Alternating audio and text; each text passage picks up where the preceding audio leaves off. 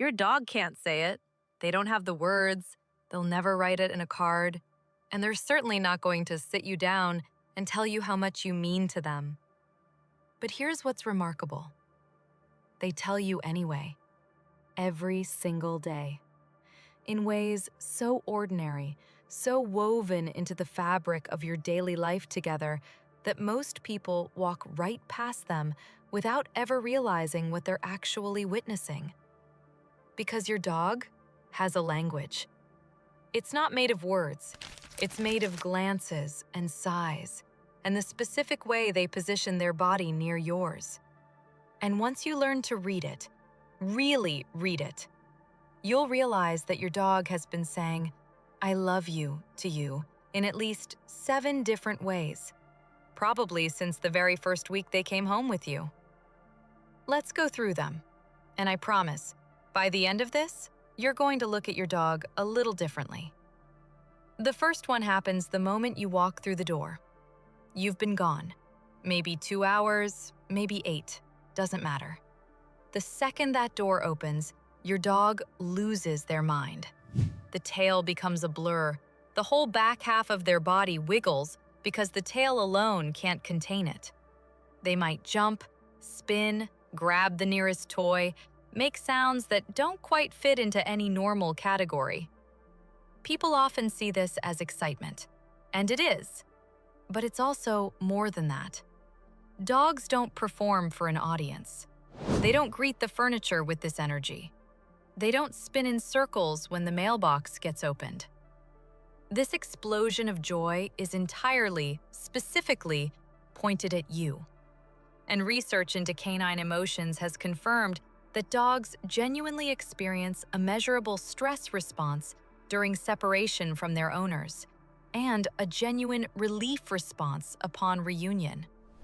What you're watching isn't just a conditioned habit, it's your dog's nervous system settling back into its happy baseline, because the most important thing in their world just walked back through the door. That chaos at the entrance?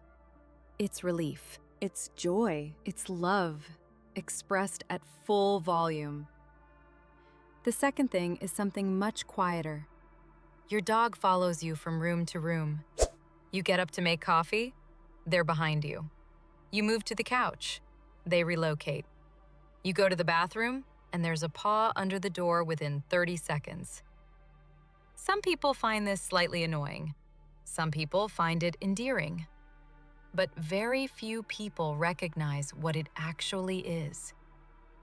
Dogs are deeply social animals who, in their natural state, live in groups.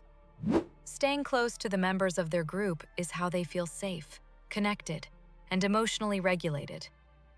When your dog follows you through your house, they're not being clingy in an erotic way. They're expressing that you are their group. You are the center of their social world, and being near you is simply where they want to be. It's not neediness. It's devotion. Quiet, daily, utterly consistent devotion.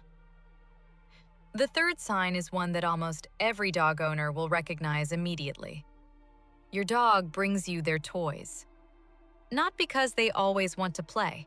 Sometimes they just trot up, drop something at your feet, and stand there looking at you with enormous satisfaction. Job done. Gift delivered. Here's what's happening. Dogs who are bonded to someone instinctively want to share things with them. In canine social behavior, sharing valued resources is one of the most significant ways a dog communicates affection and inclusion. Your dog isn't giving you their toy because they think you need it. They're giving it to you because they want to offer you something, because you matter to them enough to share what they love. And if the toy they bring you happens to be their absolute favorite, the one they guard from other dogs, the one they carry to bed, then you should know that what just happened is genuinely special. They brought you the thing they love most. Think about that. The fourth thing is the yawn. Bear with me on this one because it sounds strange at first. When your dog yawns near you, not out of tiredness, but in a soft, relaxed, unhurried way while resting close to you, they may actually be mirroring your emotional state. Studies on dog behavior have found that dogs are capable of emotional contagion, meaning they pick up on and reflect the feelings of the people they're bonded with.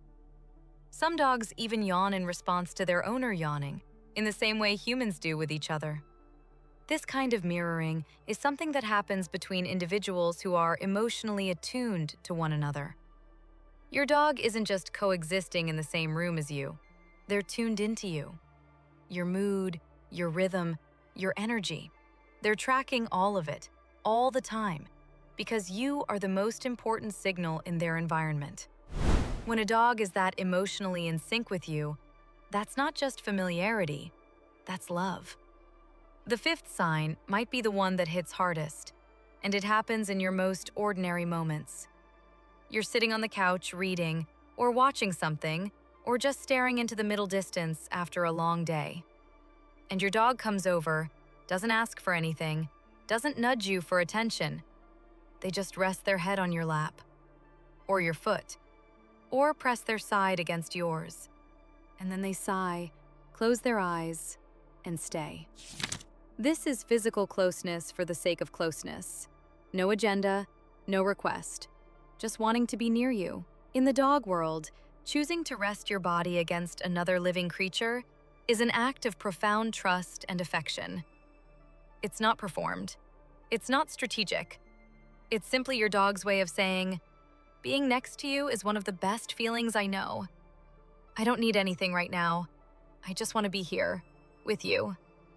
Some of the most love-filled moments between dogs and their owners involve no movement, no play, no words at all. Just that.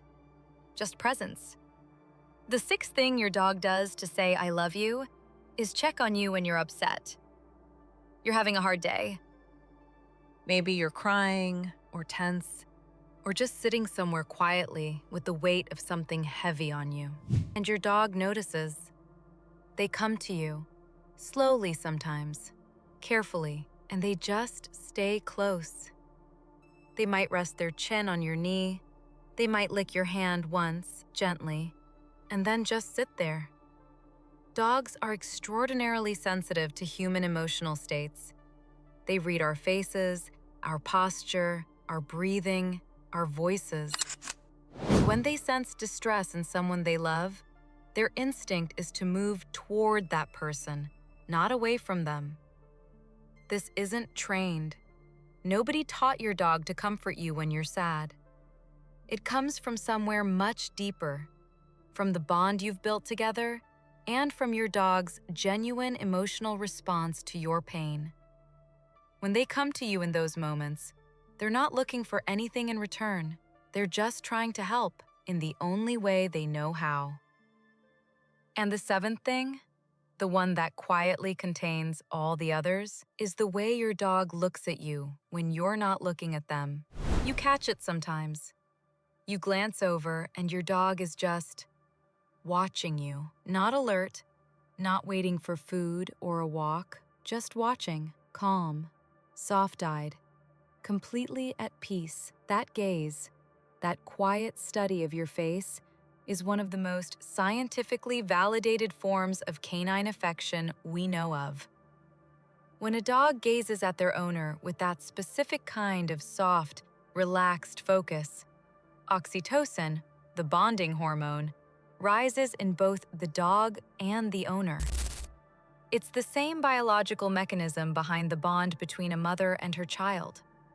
Your dog looks at you that way because you are their favorite thing to look at. Because something in their brain and their nervous system recognizes you as the source of safety, warmth, and everything good in their world. And they just want to take you in for a moment. Here's the thing about all 7 of these. None of them require anything from you. Your dog isn't loving you strategically or conditionally. They're not doing these things to earn something. They're doing them because they can't help it. Because you have become, in the truest sense, their whole world. And that's the extraordinary thing about the relationship between a dog and the person they bond with. It is one of the most uncomplicated, unconditional, quietly powerful forms of love that exists. It doesn't need to be said out loud to be real. It just needs to be noticed.